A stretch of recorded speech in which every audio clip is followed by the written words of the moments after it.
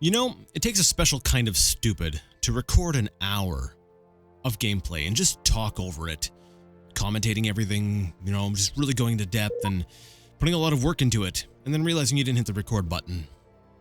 Ladies and gentlemen, I am that idiot, and my name is Jason, and today we're back with some more Distant Worlds Universe.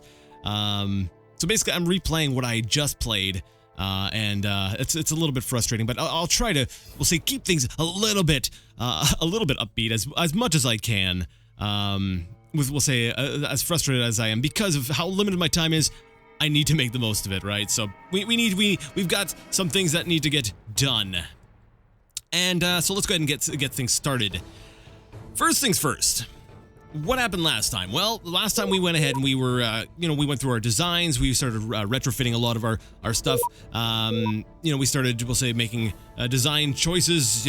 Throwing weapons on top of mining stations and all that wonderful stuff. And you know what? This time here, what I want to do is sort of the precursors to actually starting an actual war with the Naxxilians. See, I'm getting frustrated with these guys. And I've pretty much made up my mind that I am going to go ahead and invade them. But before we go ahead and do that, there are some things that we need to go ahead and do. There's some housekeeping here. One, we want to make sure that everything in our empire is well defended. So, what we could do to make sure that everything's well defended is make sure everything's retrofitted. However, actually, no, not however. Let's just go ahead and do that. So we're going to go into the ships and bases screen. We've done a lot of, new designs, but, I'm afraid that our defensive bases are not all up to par. So we're going to go ahead and select all those and choose retrofit. It's going to cost us 300 grand for this. Not bad. Now we're sitting at about, what, 4 million? That's not too shabby. What we're going to do is we're also going to go to the mining stations. Now, the mining stations are run by the private sector, who, as you can see here, has a whole lot of cash on hand. So what I'm going to do, and it's weird. Sometimes this works, sometimes it doesn't. But we're going to go ahead and select all the mining stations. We're going to choose retrofit, and it says it's going to cost us basically 2 million. And let's see what happens to our money when we decide to agree to this. When we say, all right, we're going to spend like 2 million or 1.9 million, whatever, on retrofitting. Let's see what's going to happen to our money. Our money is jumping up. Wow, look at that. Right up there. Nice. I tried this earlier on in my playthrough, and for whatever reason, it made me pay for it. But when you go ahead and you retrofit, mining stations, basically any privately owned vessels, basically that comes out of the private sector. And that's kind of what I want to do, because they've got so much cash on hand. I want them to, one, start paying me some of that, which they will through spaceport income. And they're also going to be taking care of, the upkeep. So, we've got a lot of new designs for their bases. It's going to cost a lot more to maintain all the weapons that we've fitted onto them.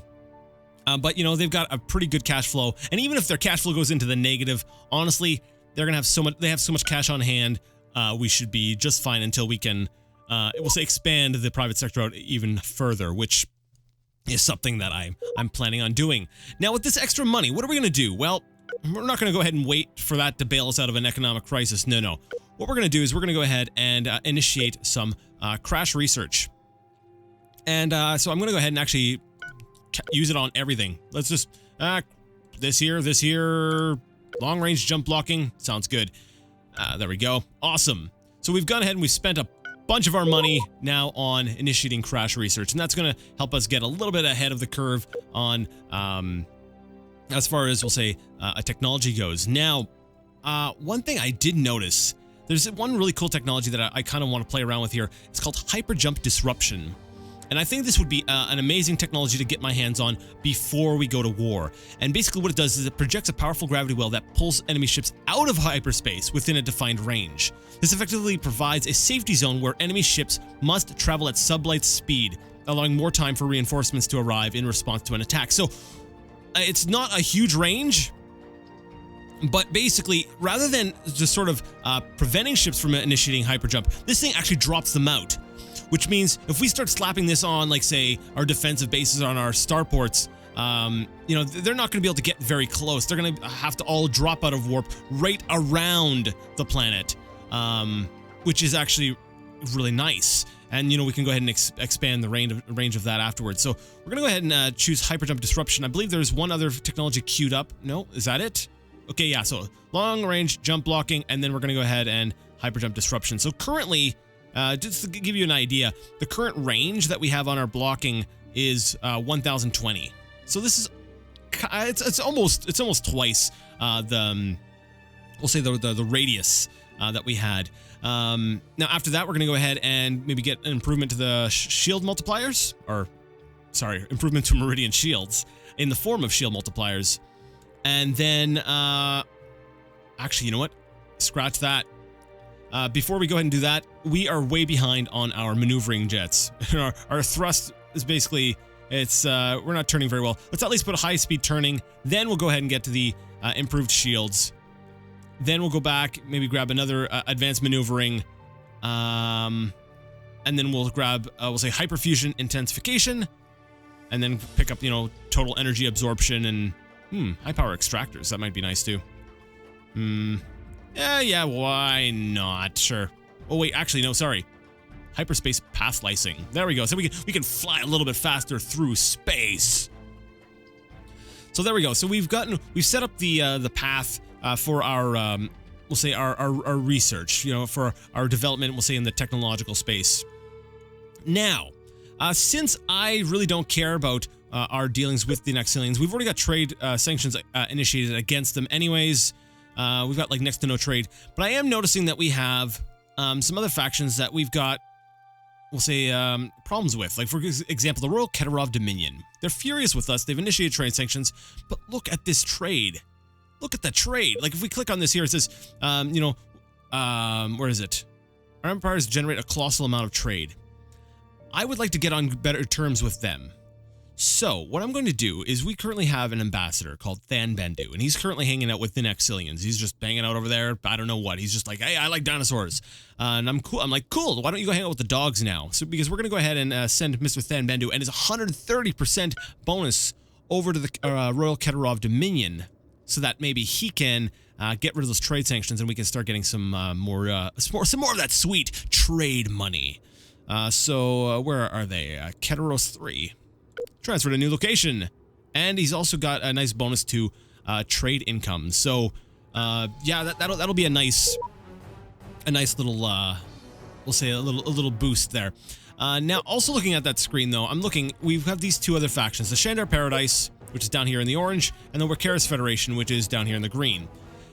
We're actually doing a decent amount of trade with them, so I would like to get a free trade agreement with them. So, what are our other ambassadors doing? We have one actually transferring over to Dandalus 1, and we have one to the Great Kaidian territory. I don't think we need him anymore. Really, if we take a look here at the Great Kaidian territory, they're delighted with us. We don't need our ambassador over there. So why don't we send him, Mr. Lorian Dokari, over to, let's see, who looks like they're going to give us more money? The Shandar Paradise looks like they might, but they're angry with us. Wakaris Federation is annoyed. And their bar is a little bit further, so I'm thinking they might be a little bit more developed.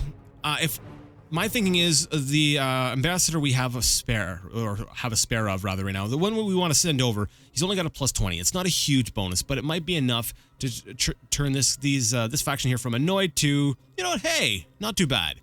So I'm thinking we send him over to the Wakaris Federation, and that might bump us up from annoyed to, something, I don't know, decent. So yeah, let's go ahead and try that. So we're going to go ahead and grab Mr. Lorian Dokari, and we're going to send him over to, Otoadax, the homeworld of the Wakaris Federation. And now, let me see. We're transferring Buddy over to, Dandalus, right? Dandalus 1. That is, the Dandalus Technocracy, right? Yeah, there they are. They are currently cautious with us, but we are making a ton of trade with them, so I wanted to... Actually, I don't technically need an ambassador sent over to them, but it might be a nice thing, especially, we'll say, with their close proximity to the Nexilian Union. I think I might want we'll say their help. I want a little bit of their assistance in dealing with the Naxilians, or if something should happen, maybe we can make some really good friends with them. I don't know. We will see. So we've gone ahead and we've got things set up for retrofitting, and we've gone ahead. We've we'll say set up our technology path. Now, I had mentioned last time about adding weapons onto our private ships and using them as sort of a private army. Honestly, I don't see that as being a smart or even a good idea. What I'm going to do, though, I'm going to wait until this completes. The heavy missiles. And when the heavy missiles are completed, I'm going to go ahead and at least add one of those onto every one of the private ships. And when we look at the design screen, let's just take, for example, this escort. I'm not going to actually make any changes here, but, we can choose stronger opponents to stand off, point blank, all weapons evade. We can choose all these sort of things. I don't think I'm going to change the private sector's approach at all, which is basically run away. Originally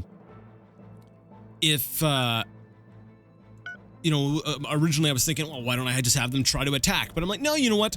The private sector needs to focus on keeping alive and keeping my economy going, right? So I'm sort of thinking, let's go ahead and leave them be, but let's give them some means of firing back. So maybe when they're trying to escape, they will, start firing missiles off and try to hold them off until our actual military can arrive.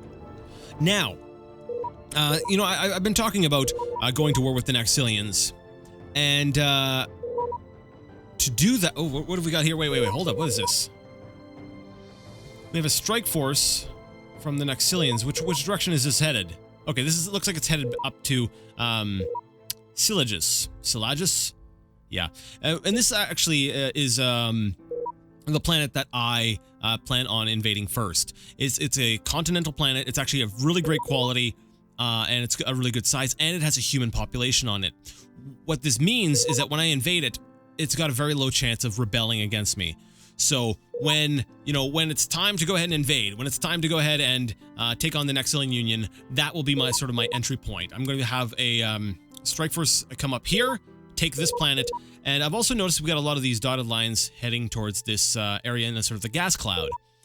This tells me this is their fueling point for a lot of their ships. So I will be sending in a strike force to wipe this out as well, so that basically I'll be trying to hit a lot of their junction worlds, and hopefully that will make that'll put some holes in their logistics, make things a little bit harder for them.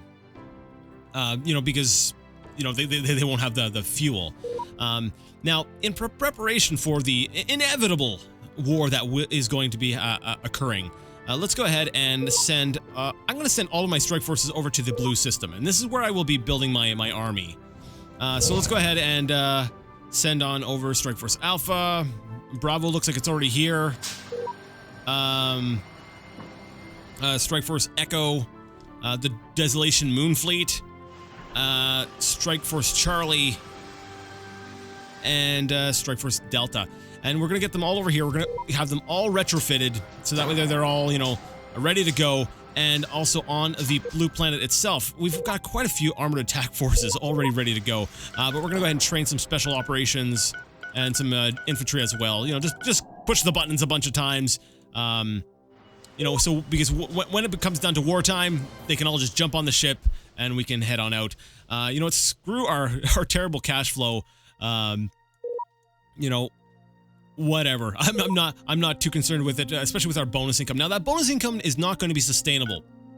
If we take a look, a lot of it is coming from spaceport income, and that's because our new designs for the private ships the new designs are costing money. They're going ahead and they're retrofitting. They're buying these new ships to keep them going to yeah, we've explained this before. So basically, they're paying us for that.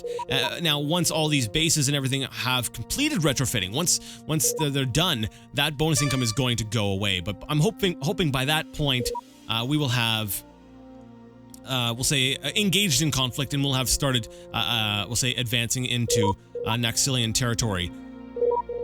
All right, and I kind of expected this to happen. With as much retrofitting as we're doing, as much construction as we're having, we're getting some, we're encountering some shortages of various resources, and that is a bad thing, but it's also kind of a good thing because it kind of kickstarts your economy a little bit. It gets, the private sector has work to do. They're making sure stuff is getting transported around.